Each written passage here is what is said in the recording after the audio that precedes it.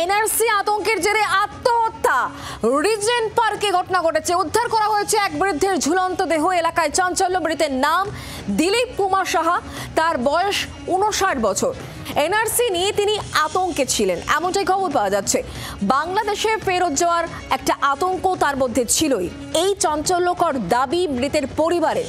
1972 সালে বাংলাদেশ থেকে তিনি ভারতে এসেছিলেন। রিজেন্ট পার্কে এনআরসির আতঙ্কে তিনি আত্মঘাতী হয়েছেন, এমনটাই বলা হচ্ছে। নিজের বাড়ি থেকে ঝুলন্ত দেহ উদ্ধার করা হয়েছে দিলীপ কুমার সাহার। পরিবারের লোকজন কি বলছেন, কি অভিযোগ করছেন, বক্তব্য শোনাবো। আজকে আমি গিয়ে ডাকছিলাম, যেভাবে রোজই ঘুমিয়ে থাকে সেইভাবেই আমি ডাকছিলাম। দেখি উনি আর দরজা খুলছে না। নিচে গিয়ে দেখলাম, দেখে পরিস্থিতি ভালো না। তখন আমি তাড়াতাড়ি ভাগনাবোধ হয়েছে, আসো তো দেখো তোমার মামা দরজা খুলছে না, দেখো। তারপর ওরা আসলো, আসে দরজা খুললো। দরজা খুলে দেখো উনি ওইভাবে ঝুলে রয়েছে। কেন, মানে কিছু আতঙ্ক? ওই যে তোমাদের এনআরসি করছে, এনআরসি আর কিচ্ছু না, আমাদের সংসার বাংলাদেশে পাঠিয়ে দেবে। উনি বাংলাদেশ থেকে আসছে তো, ছোটবেলা আসছে। এখন সেইটা নিয়ে তার ভয়, যদি আমাকে নিয়ে যায় বাংলাদেশে। পরিবারের বক্তব্য শুনলেন। এই বিষয় নিয়ে আমরা আরো জানবো, কথা বলবো। পিয়ালি এই মুহূর্তে আমাদের সঙ্গে রয়েছেন, আমাদের প্রতিনিধি সরাসরি। পিয়ালি, একটা চরম আতঙ্ক, সেই আতঙ্ক এতটাই গ্রাস করে ফেলে যে নিজেরকে আত্মহত্যা করতে বাধ্য হন ওই ব্যক্তি। পরিবারের লোকজন তো এমনটাই বলছেন।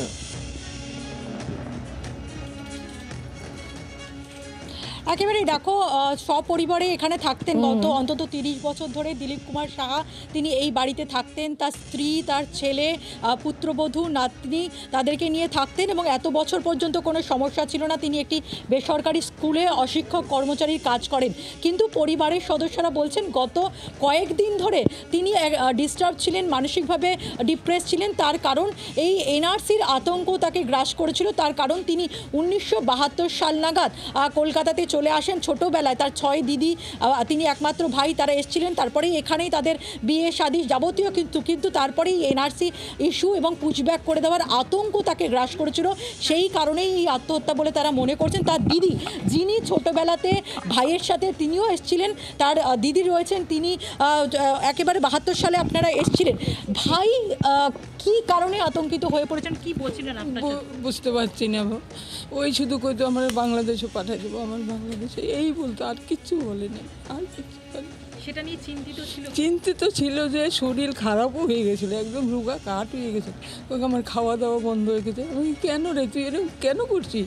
বাংলাদেশে পাঠাবে, কেন পাঠাবে আমাদের বাংলাদেশে? ওকে হ্যাঁ রে আমার পাঠাবে। আমাকে কে বলছে তোরে, কে বলছে ওকে? কেউ।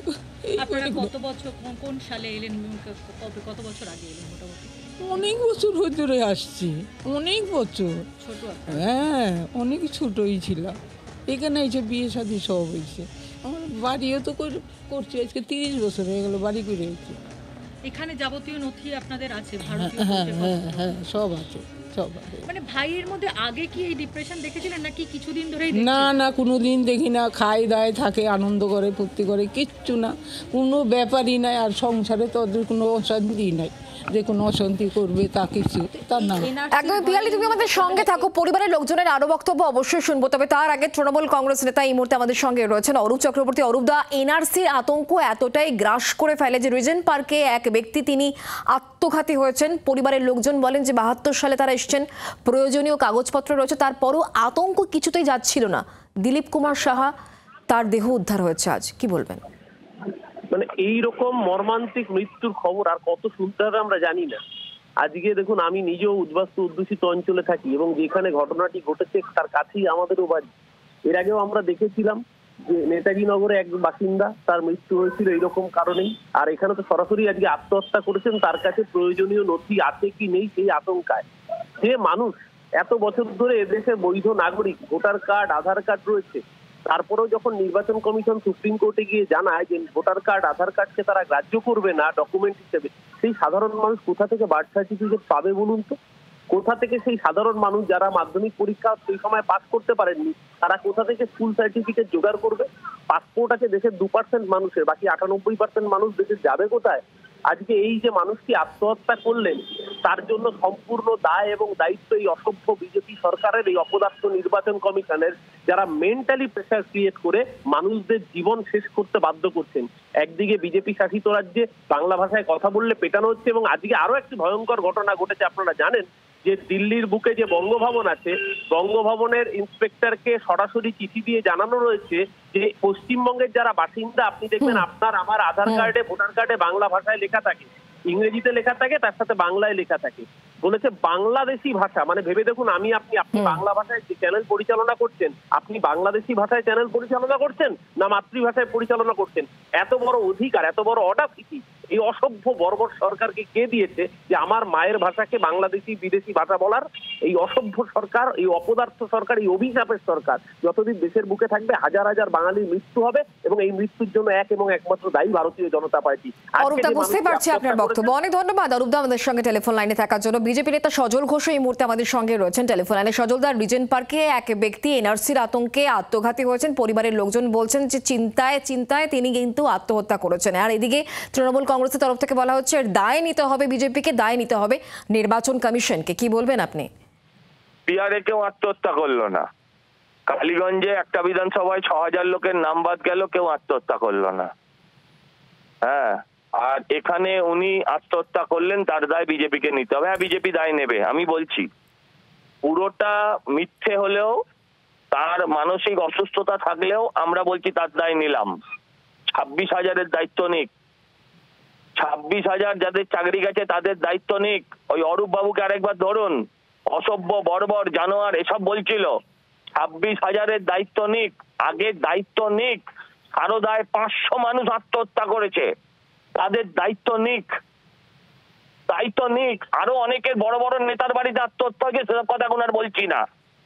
হ্যাঁ, এই সমস্ত কথা বলা, হ্যাঁ, এটা বোধহয় মানুষকে ভীত এবং সন্ত্রস্ত করে দেওয়া।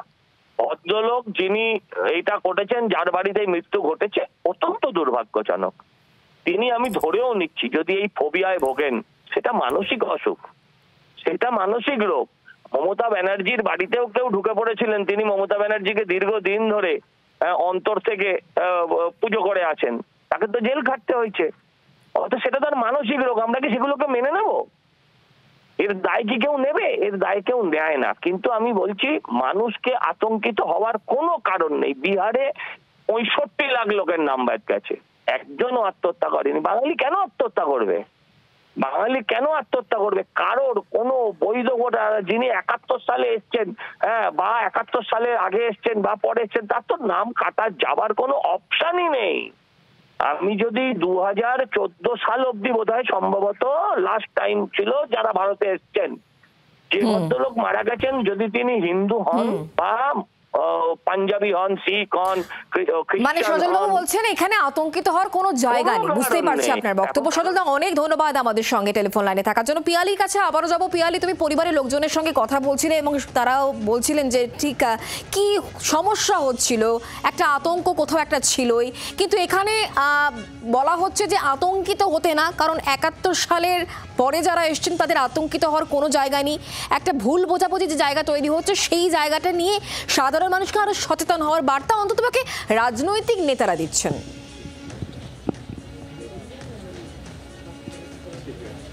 একেবারে দেখো, তার পরিবারের সদস্যরাও তাকে একাধিকবার বোঝানোর চেষ্টা করছিলেন। প্রতিবেশীরা বলছিলেন যে তিনি যার সাথেই কথা হচ্ছিল তাদের মধ্যে এই আতঙ্ক ব্যক্ত করছিলেন, নিজের আধার কার্ড, ভোটার কার্ড, কাগজপত্র কোথায় খোঁজাখুঁজির চেষ্টা করছিলেন। পরিবারে তার দিদিও বলছিলেন যে তারা বোঝাচ্ছিলেন যে তারা তো অনেক বছর আগে এসছে, 1972 সালে এসছে, ফলে তাদের আতঙ্কিত হওয়ার কোনো কারণ নেই। কিন্তু তিনি কোনো না কোনোভাবে তার মধ্যে এই আতঙ্ক গ্রাস করেছিল, এবং তিনি, তার পরিবারের সদস্যরা বলতেন বারবার, তিনি খবরে পড়তেন বা যখনই খবর দেখতেন তিনি আতঙ্কিত হয়ে পড়তেন, এবং তার মধ্যে তিনি যখনই কথা বলতেন তিনি বলতেন হয়তো তাকে ডিটেনশন ক্যাম্পে পাঠিয়ে দেওয়া হতে পারে, তাকে বাংলাদেশে পাঠানো হতে পারে। এই আতঙ্ক তাকে গ্রাস করেছিল। তার মধ্যেই এই মর্মান্তিক অস্বাভাবিক মৃত্যুর ঘটনা। ইতিমধ্যেই দেহ উদ্ধার করে পুলিশ ময়না তদন্তের জন্য নিয়ে গেছে, আর একটি সুইসাইড নোট পাওয়া গেছে, যদিও সেখানে তার মৃত্যুর জন্য কাউকে দায়ী করা হয়নি। অস্বাভাবিক মৃত্যুর মামলা রুজু করে তদন্ত শুরু করেছে পুলিশ। ধন্যবাদ পিয়ালি। বাংলার আওয়াজ, বাঙালির আবেগ, জি 24 ঘন্টা।